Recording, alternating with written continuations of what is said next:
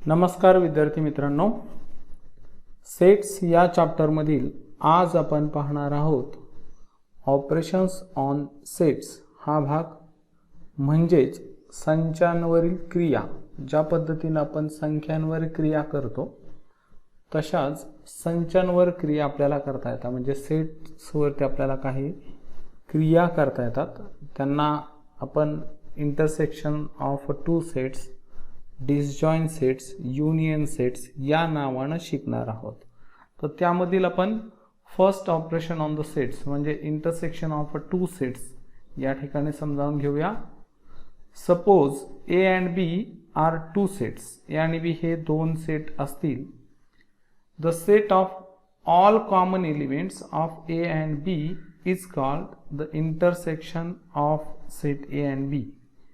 It is denoted by as A intersection B and read as A intersection B. म्हणजे पहा, या ठिकाणी आपल्याला अतिशय सोप्या पद्धतीत दिलंय. जर A आणि B असे दोन सेट असतील आणि the set of all common elements of A and B is called the intersection of set A and B अशी आपल्याला डेफिनेशन दिलेली आहे.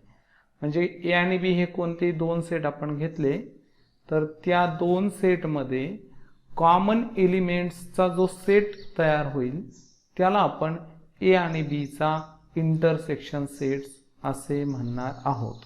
त्यावरचं उदाहरण आपण या ठिकाणी पाहूया. समजा ए हा सेट आपल्याला अशा प्रकारे इथं दिलेला आहे. सेट ए मध्ये आपण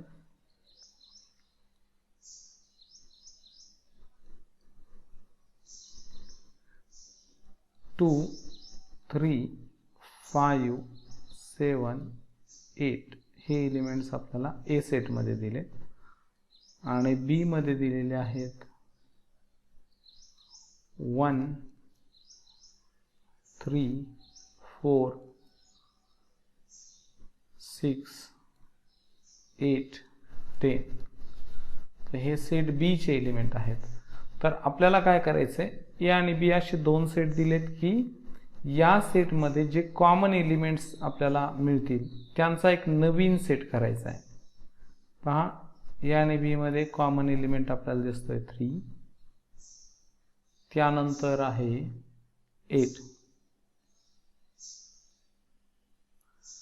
तर हे दोन जे एलिमेंट आहे 3 आणि 8 हे दोन्ही सेटचे आहेत. ए चे पण आहेत आणि बी चे पण आहेत. म्हणून यांचा एक नवीन सेट तयार होईल, त्याला आपण ए इंटरसेक्शन बी सेट असं म्हणणार आहोत. तर इथं ए इंटरसेक्शन बी. आता इथं ए आणि बी असे दोन्ही सेटचे नाव आले तर याचा अर्थ हे वेगवेगळे दोन सेट आहेत असं होणार नाही. हा इंटरसेक्शन सेट आहे. दोन्हींच्या कॉमन एलिमेंट्सचा नवीन सेट तयार झालाय. म्हणून जरी ए आणि बी या नावामध्ये ए इंटरसेक्शन बी मध्ये आलेले असले तरी देखील हा एकच सेट आहे. इथं आपल्याला कॉमन एलिमेंट्स जे आहेत 3 आणि 8 यांचा सेट या ठिकाणी लिहायचा आहे. तर मित्रांनो पहा, लक्षात घ्या, ए आणि बी या दोन सेटला आपण व्यवस्थित ऑब्झर्व केलं. त्यानंतर त्यांच्यामध्ये जे कॉमन एलिमेंट्स आपल्याला मिळाले त्यांचा आपण एक नवीन सेट लिहिला, त्यालाच आपण ए इंटरसेक्शन बी सेट असे म्हणतो आणि या पद्धतीने लिहितो. उलट यू इंटरसेक्शन साठी रिप्रेझेंट केलं जातं. त्यानंतर याला जर आपण वेन डायग्राम न दाखवलं तर इथं आपण एक सर्कल ए सेट साठी घेऊया आणि दुसरं सर्कल बी सेट साठी घेऊया. तर ए सेट मध्ये आपल्याला जे काय एलिमेंट दिलेले आहेत ते इथं आपण पहिल्या सर्कल मध्ये 2 3 त्यानंतर इथं 5 7 आणि 8. त्यानंतर बी सेटचे जे एलिमेंट आहेत 1 3 इथं घेतलेलं आहे आपण. आता त्यानंतर 4 6 पुन्हा 8 आलेला आहे आणि शेवटी 10. तर इंटरसेक्शन मध्ये हा जो कॉमन भाग येतो, दोन्ही सर्कलचा जो कॉमन पार्ट आहे याला आपण intersection of the two sets, दोन्हींचा कॉमन एलिमेंट्सचा नवीन सेट, यालाच आपण इंटरसेक्शन असे म्हणणार आहोत. यानंतर आता प्रॉपर्टीज ऑफ इंटरसेक्शन सेट्स, म्हणजे इंटरसेक्शन सेटच्या काही प्रॉपर्टी आहेत, गुणधर्म आहेत, त्यांना आपण इथं समजावून घेऊया. तर या ठिकाणी पहा, फर्स्ट प्रॉपर्टी, या प्रॉपर्टी अतिशय महत्त्वाच्या आहेत, ह्या व्यवस्थित तुम्हाला समजणं आवश्यक आहे. तर फर्स्ट प्रॉपर्टी आपल्याला इथं दिलेली आहे, A intersection B equal to B intersection A. A intersection B is equal to B intersection A. याचा अर्थ जर ए आणि बी दोन सेट घेतले आणि त्यांचा आपण इंटरसेक्शन सेट काढला ए आणि बी चा, तर तो जो सेट मिळणार आहे आपल्याला, तोच सेट बी इंटरसेक्शन ए काढल्यानंतर मिळणार आहे. उदाहरण घ्यायचं झालं तर आपण ए सेट मध्ये परत एकदा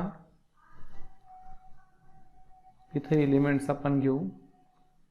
समजा 1 2 3 4 5 6 आणि 7.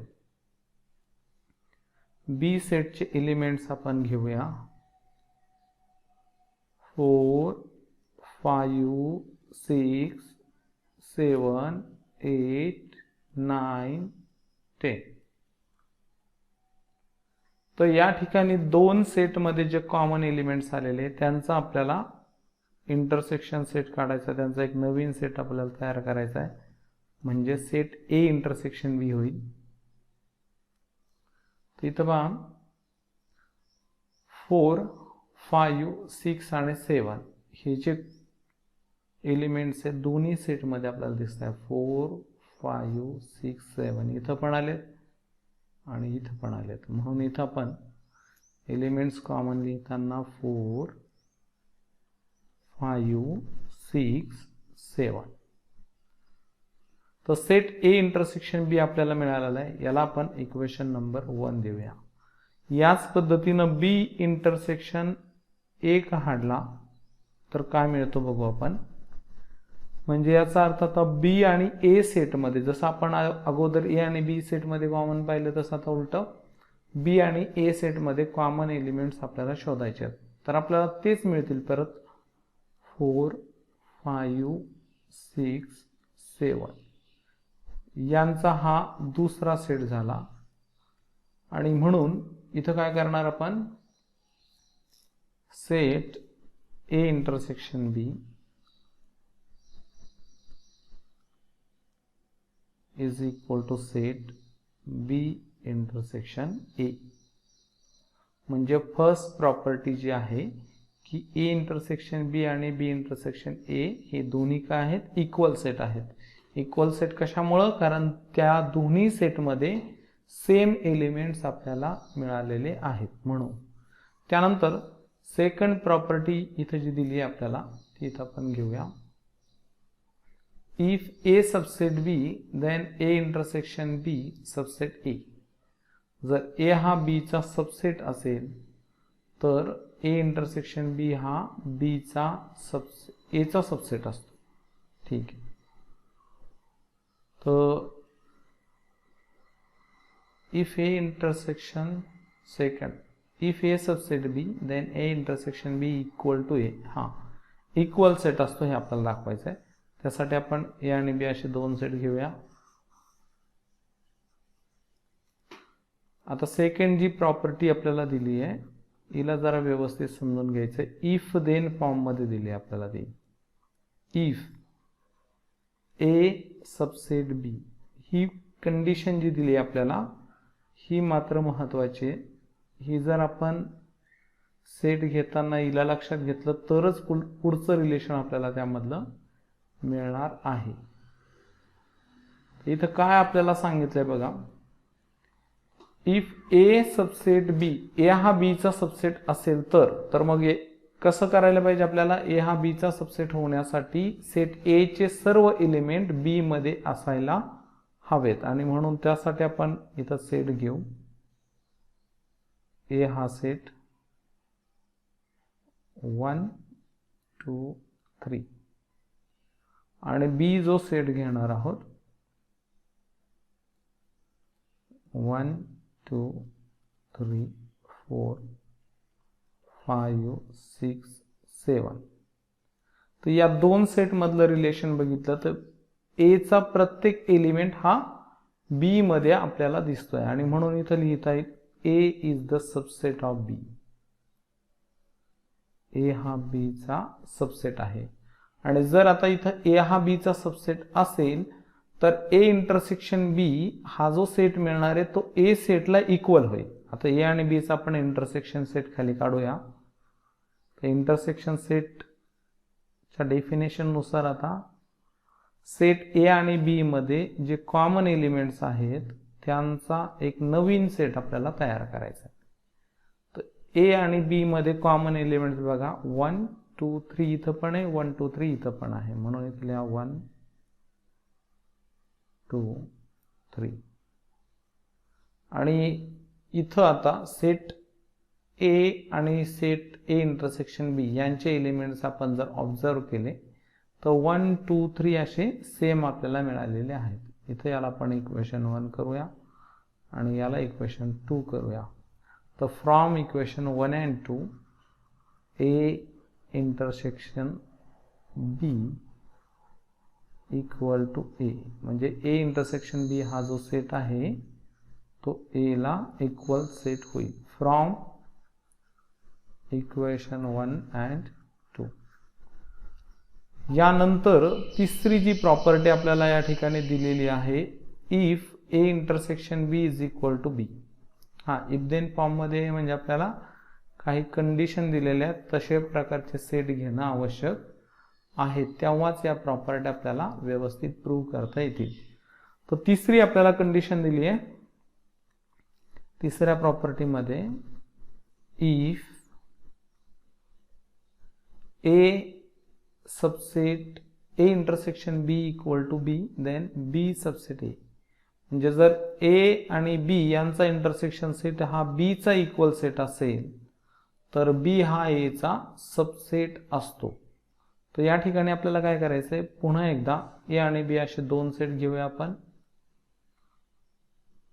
की ए आणि बी चा इंटरसेक्शन सेट हा बी सेटला इक्वल व्हायला पाहिजे. म्हणजे इथं काय होईल, आता अगोदर दुसऱ्या प्रॉपर्टीसाठी आपण जसे सेट घेतले त्याच्या उलट सेट आपल्याला इथं घ्यायचे आहेत 1 2 3 4 5 आणि बी मध्ये इथं मात्र आता आपण एलिमेंट्स कमी घेणार आहोत. समजा इथं 1 आणि 2 हे दोनच घेतले आपण. तर मग या ठिकाणी काय होईल पहा, लक्षात घ्या, इथं आपण ए इंटरसेक्शन बी हा सेट काढूया. हा आपला इक्वेशन नंबर 1 फर्स्ट सेट ए म्हणजे इक्वेशन 1, सेट बी म्हणजे इक्वेशन 2 आणि आता ए इंटरसेक्शन बी या सेटला आपल्याला फाइंड करायचं आहे. तर दोन्हीमध्ये कॉमन एलिमेंट्स आपल्याला पाहायचे आहेत. तर 1 आणि 2 आहेत आणि म्हणून यांचं इंटरसेक्शन इथे इक्वेशन नंबर 3 करूया. मग आता from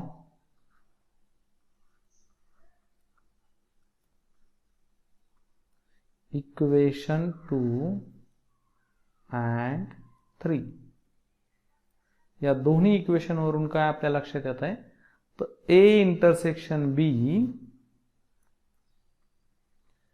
is equal set of set B. कारण बी सेट आणि ए इंटरसेक्शन बी सेट या दोन्ही सेट्सचे एलिमेंट्स या ठिकाणी सारखे दिलेले आहेत म्हणून हे इक्वल सेट झाले. तर आता या जर हे दोन इक्वल सेट असतील तर बी हा ही कंडिशन जर कंप्लीट केली या सेटने तर बी हा ए चा सबसेट होईल. तर इथं पहा आपल्याला लक्षात येत आहे देअरफॉर आपण खाली लिहू शकतो इथं therefore set B is a subset of A. कशामुळे, कारण बी सेटचा प्रत्येक एलिमेंट हा सेट ए मध्ये आपल्याला पाहायला मिळतो. बी चा प्रत्येक एलिमेंट हा ए चा पण एलिमेंट आहे म्हणून बी हा ए सेटचा सबसेट होईल. पण केव्हा होणार आहे, ज्या वेळेस आपण ही कंडिशन कंप्लीट केली तर A intersection B equal to set B असेल तर बी हा ए चा सबसेट होईल. त्यानंतर फोर्थ प्रॉपर्टी आपण पाहणार आहोत तिथं सुद्धा आपल्याला कंडिशन दिलेली आहे. काय दिली आपण समजावून घेऊ. इथं पहा A intersection B subset A and A intersection B subset B. A intersection B हा A चा काय आहे सबसेट आहे, तर A intersection B हा B चा पण सबसेट आहे. आता या ठिकाणी आपण A आणि B हे कोणतेही दोन सेट घेतले तरी चालतील. फोर्थ प्रॉपर्टी साठी इथं पहा 1 2 3 4 5.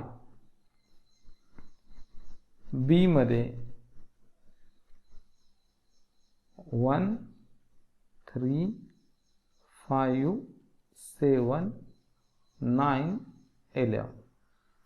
मग आता आपल्याला या ठिकाणी A इंटरसेक्शन B हा सेट फाइंड करायचा आहे, काढायचा आहे.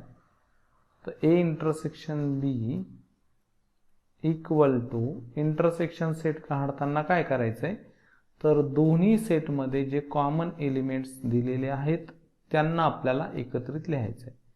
इथं पहा इथं 1 कॉमन आलेलं आहे, 3 कॉमन आलेलं आहे आणि 5. तर 1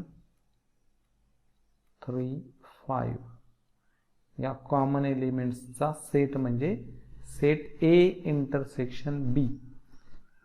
या ठिकाणी आता याला आपण इक्वेशन 1 करूया, याला 2 करूया आणि याला 3 करूया. आता तिन्ही इक्वेशनला आपण इक्वेशन 1 आणि इक्वेशन 3 यांना जर ऑब्झर्व केलं तर A इंटरसेक्शन B चा प्रत्येक एलिमेंट हा A चा पण एलिमेंट आहे. म्हणून आपल्याला असं म्हणता येईल set A intersection B is subset of A. हा A चा सबसेट आहे आणि याला कारण देऊ आपण फ्रॉम इक्वेशन 1 अँड 3. त्यानंतर तसेच काय, तर A intersection B is a subset of B. याला कारण देऊया फ्रॉम इक्वेशन 2 and 3. म्हणजे काय होईल की A इंटरसेक्शन B चा प्रत्येक एलिमेंट हा B चा पण एलिमेंट आहे, म्हणून A intersection B is a subset of B. तर या ठिकाणी ही फोर्थ प्रॉपर्टी इथं पूर्ण केलेली आहे आपण. त्यानंतर प्रॉपर्टी नंबर 5.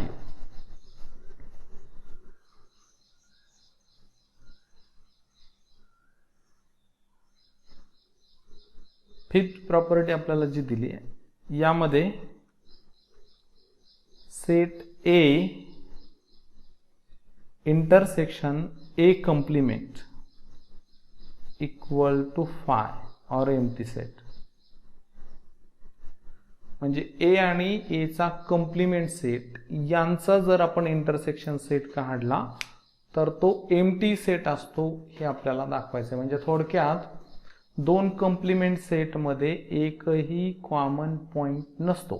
तर कॉम्प्लिमेंट सेट काढण्यासाठी आधी आपल्याला युनिव्हर्सल सेट घेणं गरजेचं असतं, हे लक्षात ठेवायचं. कधी पण कॉम्प्लिमेंट सेट लिहिण्यापूर्वी आपण युनिव्हर्सल सेट लिहिणार आहोत.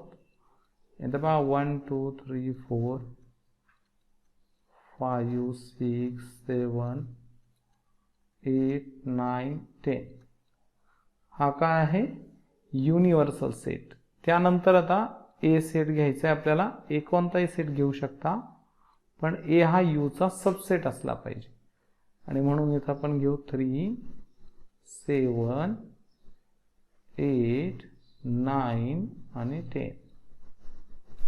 मग आता A चा कॉम्प्लिमेंट सेट काय असायला पाहिजे, तर सेट U मध्ये आहेत परंतु A मध्ये नाही असे एलिमेंट्स आपल्याला A कॉम्प्लिमेंट मध्ये घ्यायचे आहेत. कॉम्प्लिमेंट सेट कसा काढतात, तर युनिव्हर्सल सेट मध्ये आहेत पण A मध्ये नाही अशा आपल्याला एलिमेंट्स या नवीन सेट मध्ये म्हणजे A च्या कॉम्प्लिमेंट सेट मध्ये घ्यायचे असतात. तर यामध्ये कोणकोणते एलिमेंट्स येणार 1 2 पहा ए मध्ये नाही असे घ्यायच्यात, ए मध्ये असणारे नाही, तर ए मध्ये नसणारे मग 1 आणि यू मध्ये असणारे मग 1 2, इथं 3 आलाय म्हणून 3 घ्यायचा नाही, मग पुढे येईल 4 5 6, इथं 7 आलेलं आहे, 8 आलेलं आहे, 9 आलेलं आहे, 10 आलेलं आहे, मग पुढचे घ्यायची गरज नाही आहे. तर 6 नंतरच आपल्याला इथं ब्रॅकेट क्लोज करायचं बस. तर आता यांचं जर आपण इंटरसेक्शन सेट घेतला म्हणजे यांच्या कॉमन एलिमेंट्सचा सेट, इथं जर तुम्ही दोन्ही सेटला ऑब्झर्व केलं तर ए आणि ए कॉम्प्लिमेंट या दोन्ही सेटमध्ये एकही एलिमेंट आपल्याला कॉमन दिसणार नाही. म्हणून A intersection A complement equal to 5. 5 चा अर्थ काय? एम्प्टी सेट, किंवा याच्याऐवजी आपण एम्प्टी सेट असाही दाखवू शकतो. या सेटमध्ये एकही एलिमेंट्स नसतो. त्यानंतर property number 6, A intersection A equal to set A. कोणत्याही सेटचा त्याच सेट बरोबर जर तुम्ही इंटरसेक्शन सेट काढला तर काय होईल? तोच सेट आपल्याला परत मिळणार आहे. समजा आपण इथं ए सेट असा घेतला की ज्यामध्ये एलिमेंट्स आलेले आहेत 1 2 3.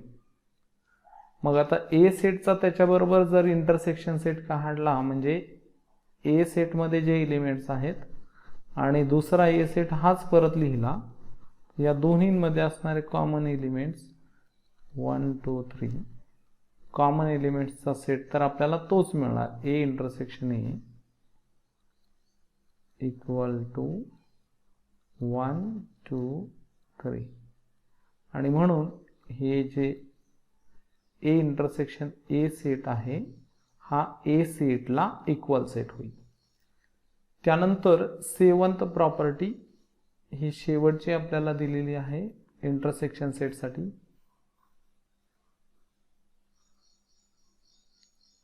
सेवन्थ प्रॉपर्टीमध्ये ए इंटरसेक्शन फाय